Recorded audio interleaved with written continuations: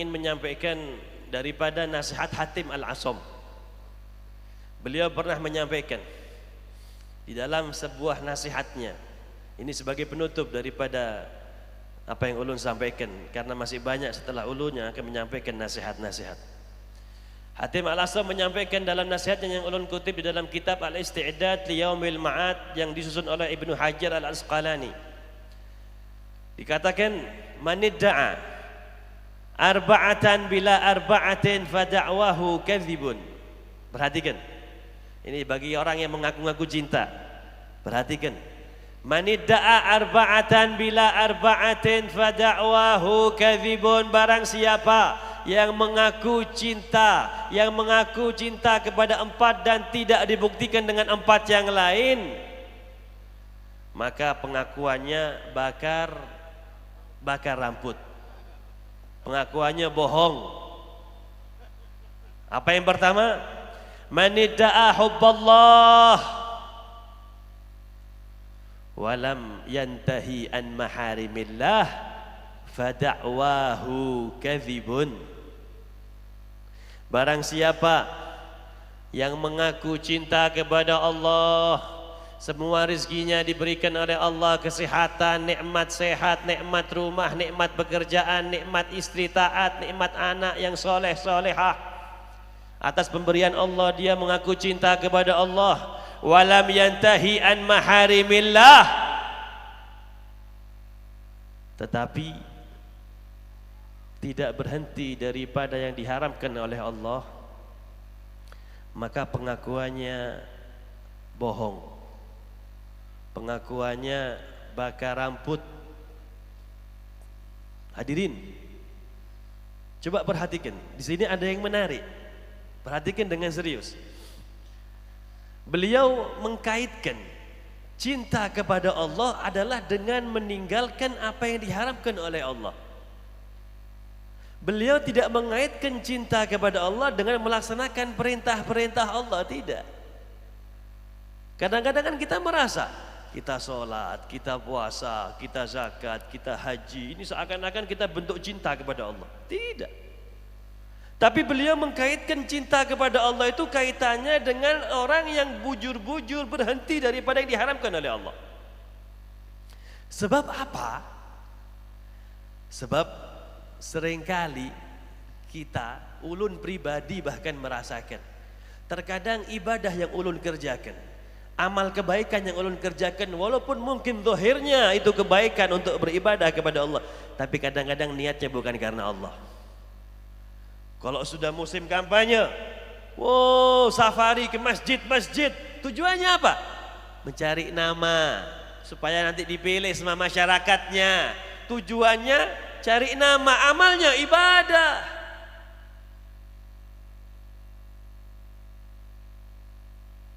Pian kenapa kok sekarang kok sering ke masjid? Inggi bipai. Sidin itu yang jadi kaumnya calon mintuha ulun. Kalau ulun gak ada ke masjid, nanti ulun ditolak jadi menantunya. Zahirnya ibadah kepada Allah, tapi niatnya bukan karena Allah.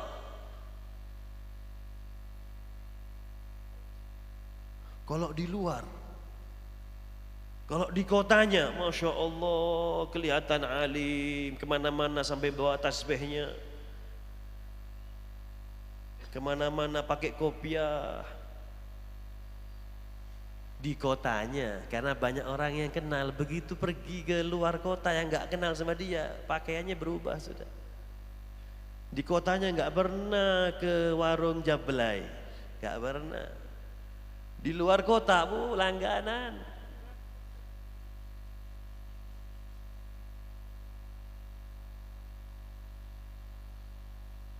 Orang berbuat ibadah itu semua bisa, hadirin. Pian ajak orang-orang yang ahli maksiat itu, kalau pian ajak untuk ibadah, mereka mau. Tapi mereka berat untuk diajak meninggalkan kemaksiatan mereka. Pembuktian cinta kepada Allah adalah meninggalkan yang diharamkan oleh Allah. Walaupun di dalam kamar gak ada orang melihat, dikunci kamarnya, dimatikan lampunya, tetap HP-nya gak ada isi video porno. Bukan karena di depan orang kalau buka HP Al-Quran terus yang dibuka, begitu di kamarnya video porno yang dilihat.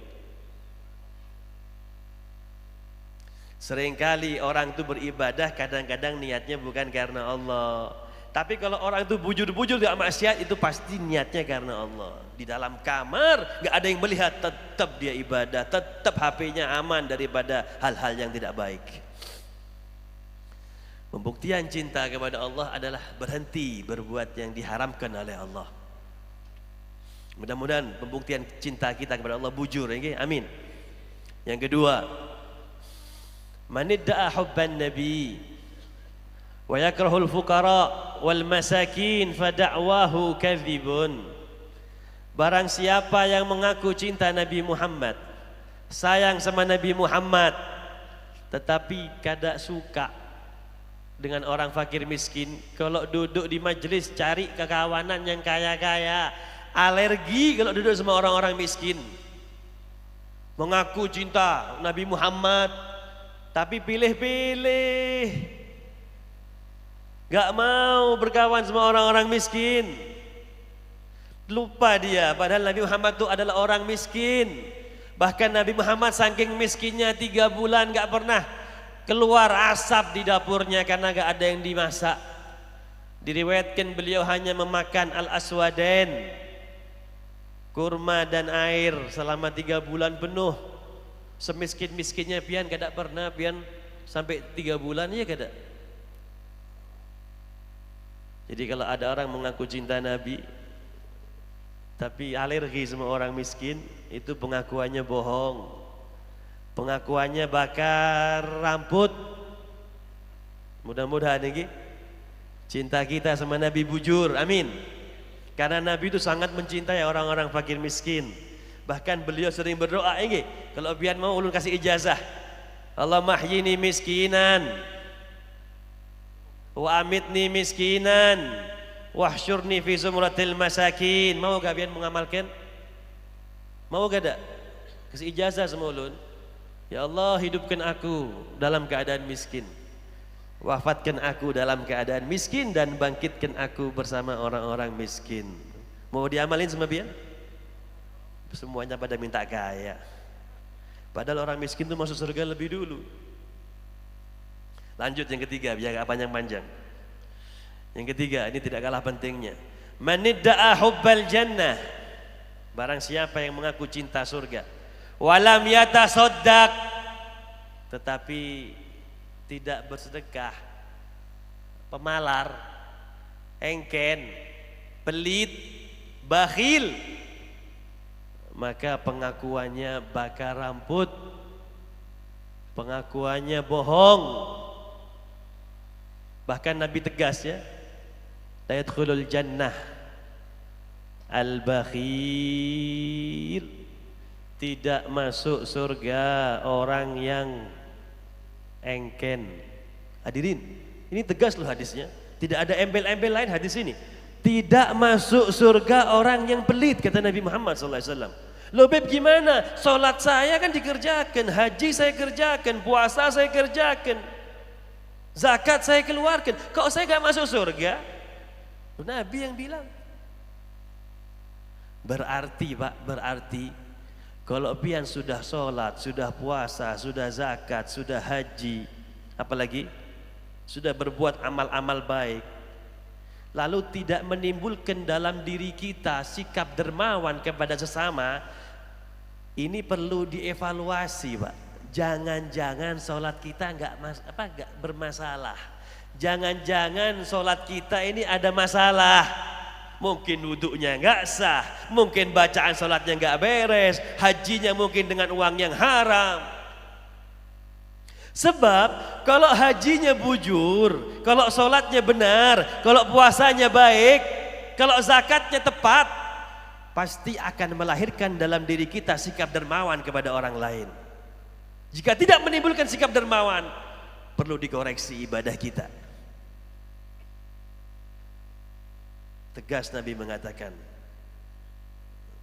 tidak akan masuk surga orang yang pelit. Mudah-mudahan tidak ada orang pelit sini insyaallah, amin. Yang terakhir, man idda'a khaufan nar walam yantahi 'anil dzunub fada'wahu kadzibun. Barang siapa yang takut untuk disiksa di api neraka, tidak ingin masuk neraka, tetapi enggak berhenti-berhenti berbuat dosa, terus berbuat dosa, maka pengakuannya bakar ramput, pengakuannya bohong. Ulun cuman dosa kecil bipai. Ya, kata ulama, dosa kecil itu ibaratnya seperti api, nggih. Kebakaran Kalimantan, hutan Kalimantan itu kan berawal dari api yang kecil, nggih. Sehingga merambat menjadi kebakaran yang besar. Begitulah dosa. Dosa yang besar itu berawal dari dosa yang kecil. Orang itu ketika berzina nggak langsung berzina, Pak. Makanya Allah kan tegas menyampaikan, wala taqrabuz zina, jangan dekati zina. Apa maksudnya? Jangan dekati hal-hal yang membuat kita akan berzina. Apa yang membuat nafsu kita tertarik sehingga berzina, itu harus kita hentikan.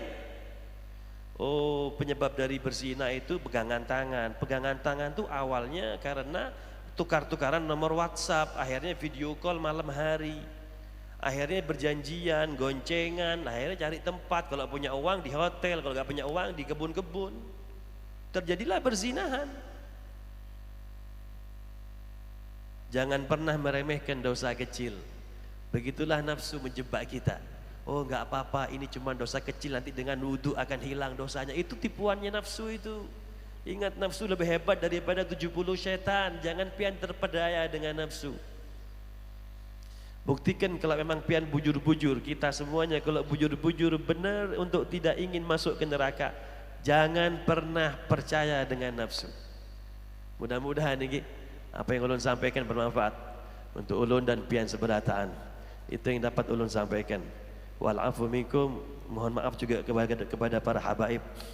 Wal afu minkum, wassalamualaikum warahmatullahi taala wabarakatuh.